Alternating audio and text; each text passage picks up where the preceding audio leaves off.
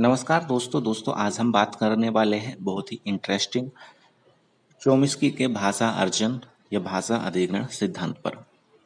देखिए, ये एक अमेरिकी भाषाविद थे और मनोविज्ञान की दुनिया में इन्हें जो है भाषा अधिग्रहण सिद्धांत के लिए जाना जाता है। इस सिद्धांत की जो उत्पत्ति हुई, देखिए वो यहाँ से हुई कि जब इन्होंने स्किनर की वर्बल बिहेवियर की किताब या पुस्तक को पढ़ा तो ये उससे बिल्कुल भी संतुष्ट नहीं हुए।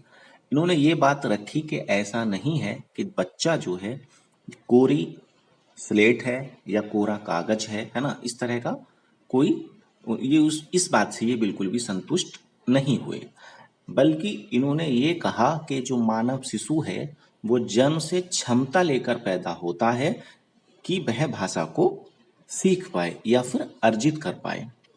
साथ ही इन्होंने ये भी कहा कि जो भाषा है भाषा लेकर पैदा हुआ है, बल्कि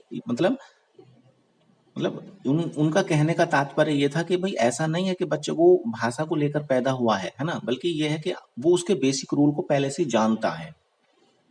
इन्होंने इनका जो फेमस कोटेशन थी, इन्होंने ये कहा कि भाषा सीखने की क्षमता जन्मजात होती है। कहने का तात्पर्य इनका ये था कि बेसिक रूल को वो पहले से ही जानता है, अब आपकी इच्छा है कि उसके अंदर हिंदी, गुजराती, मराठी या जो भी कुछ है या इंग्लिश या कोई सी भी लैंग्वेज है आप उसके अंदर फिट कर सकते हैं, ठीक है। और वो जो बेसिक रूल है उसके वो पहले से जो है लेकर आया है। देखिए, साथ ही इन्होंने ये भी कहा था कि बालक जो है समाज, परिवार या विद्यालय से शब्दों एवं वाक्यों को संग्रह करते हैं और इन शब्दों को संगठित और व्यवस्थित करते हैं और अपनी समझ पैदा करते हैं और अंत में इन्हीं के अनुसार जो है वो नवीन शब्द की उत्पत्ति या जो है संरचना करते हैं। तो ये बहुत ही फेमस सिद्धांत है और ये बात हमें ध्यान रखनी है, ठीक है।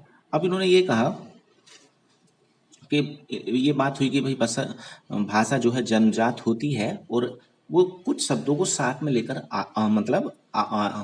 पैदा होता है। जैसे आप ये समझ लें कि जब बच्चा पानी मांगने लगता है तो वो ये नहीं कहता है कि मम्मी मुझे पानी दे दो, बल्कि वो छोटे शब्द का प्रयोग करता है जो सीमित सेट है, जैसे मम, है ना, ठीक है। तो ऐसे पहले कुछ छोटे छोटे शब्दों को जो वो बोलता है ना, उस शब्दों का जो सीमित सेट है ना, उनको हम लोग उसको जो बोला जाता है वो है लेक्सिकॉन।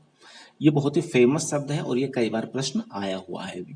देखिए, दूसरा है लेड, एलईडी लेड क्या है। देखिए, इन्होंने ये कहा कि लेड जो है एक स्पेसिफिक डिवाइस है ना, क्या है, एक स्पेसिफिक डिवाइस है जो जन्म के समय बच्चे के दिमाग में फिट होती है और इसी के कारण बच्चा जो है भाषा अर्जित करता है। देखिए, इन्होंने ये भी कहा कि ये जब बच्चा पैदा होगा तो उसके मस्तिष्क में जो डिवाइस होगी, है ना, तो ये तो क्या हुआ, एलईडी हुआ। इसको हमें याद रखना है, उसकी फुल फॉर्म भी याद रखनी है कि भाषा ग्रहण यंत्र, ठीक है। देखिए, इसके बाद है यूनिवर्सल ग्रामर। देखिए, यूनिवर्सल ग्रामर क्या है।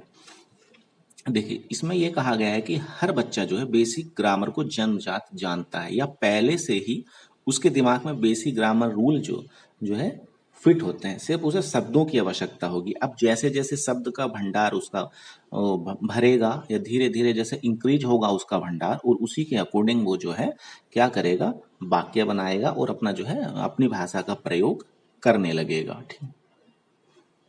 और ये भी इन्होंने कहा कि इन सभी भाषाओं, जो भी जितने भी भाषाएं हैं, उन सभी भाषाओं का जो ग्रामर स्ट्रक्चर है वो एक जैसा है, ठीक है। इसको आप ऐसे भी कह सकते हैं कि भाई जैसे शब्दों की इन्होंने ये भी कहा, ठीक है, ये होगा कि भाई शब्दों की निश्चित संख्या से कुछ निश्चित नियमों का अनुकरण बच्चे करते हैं, फिर वाक्यों का निर्माण करना सीखते हैं, फिर जैसे वाक्यों के नए नए शब्दों को और या निर्माण करते हैं, नए नए शब्दों का निर्माण करते हैं, नए नए वाक्यों का निर्माण करते हैं और इन वाक्यों के निर्माण से बच्चे नियमों के अंतर्गत करते हैं। मतलब जो भी करेंगे, है ना, जो भी वाक्य का निर्माण करेंगे उनके अंदर पहले से जो भी रूल्स या नियम है वो उनके अकॉर्डिंग करेंगे, ठीक है। इसी को इन्होंने कहा है यूनिवर्सल ग्रामर या जनरेटिक ग्रामर। देखिए, फिर इसमें ये दिखाया भी गया है ना कि जो दिमाग का जो मैंने रेड रेड थोड़ा सा किया हुआ है ये, है ना, ये क्या है, एलईडी है। फिर देखिए, इसके बाद है जो भाषा की संरचना कैसी है। तो भाषा की संरचना किस प्रकार की है। देखिए, दो प्रकार की है, पहली है सतही संरचना और दूसरी है गहरी संरचना या डीप स्ट्रक्चर। ये एक महत्वपूर्ण है और ये प्रश्न आए हुए भी हैं। देखिए, पहला क्या है कि सतही की भाषा, है ना, इसमें क्या है कि जब बच्चा बिना व्याकरण को अपनी बात जो है स्वतः ही बोल लेता है ना। मतलब जैसे मैंने कहा था कि मम, है ना, वो ऐसा नहीं कहेगा पूरे सेंटेंस को कि मम्मी मुझे पानी ला कर दो, है ना, या मुझे प्यास लगी है, ऐसा नहीं कहेगा। बल्कि वह क्या कहेगा कि जब बच्चा जो है बिना व्याकरण को अपनी मतलब छोटे छोटे शब्दों में जो है उसको वो करता है, तो उसको सतही, है ना, जो प्रारंभिक संरचना है इसकी। देखिए दूसरी है इसका गहरी संरचना, मतलब डीप स्ट्रक्चर। ये आया हुआ भी प्रश्न है और महत्वपूर्ण भी है साथ में। देखिए ये कहा गया कि जब वह अपने जो डिवाइस उसकी लय का प्रयोग बहुत अच्छे तरीके से करने लगेगा, मतलब अपनी भाषा को में जो है व्याकरण का यूज करने लगेगा, तो वो क्या होगा, डीप स्ट्रक्चर मतलब गहरी संरचना होगी। देखिए अब इसी प्रकार धीरे धीरे बच्चा जो है स्टार्टिंग में क्या होगा, बच्चा थोड़ा छोटे छोटे वर्ण का प्रयोग करेगा, वर्ण से फिर जो है शब्द का प्रयोग करेगा, शब्द के बाद वाक्य पर आएगा, और फिर इससे जो है वो वाक्य जब बनाने लगेगा तो उसमें वो जेनेटिक ग्रामर या यूनिवर्सल जो ग्रामर है उसका प्रयोग बच्चा करने लगेगा। एक बहुत ही महत्वपूर्ण ये नियम है ना। और ये इस पे बहुत सारे प्रश्न भी आए हुए हैं, कुछ प्रश्न मैंने यहाँ दिए भी हैं, वो आप देख सकते हैं।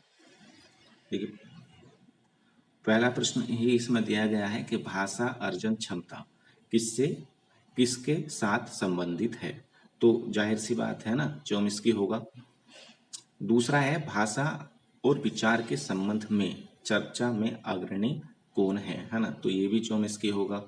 फिर है चोम्स्की के अनुसार कौन सा कथन सही है, तो कौन सा कथन सही है कि बच्चे वो जो भाषा है वो सीखना कैसी होती है, जन्मजात होती है। तो दोस्तों चैनल को सब्सक्राइब जरूर करें, ये मेरी आपसे रिक्वेस्ट है। और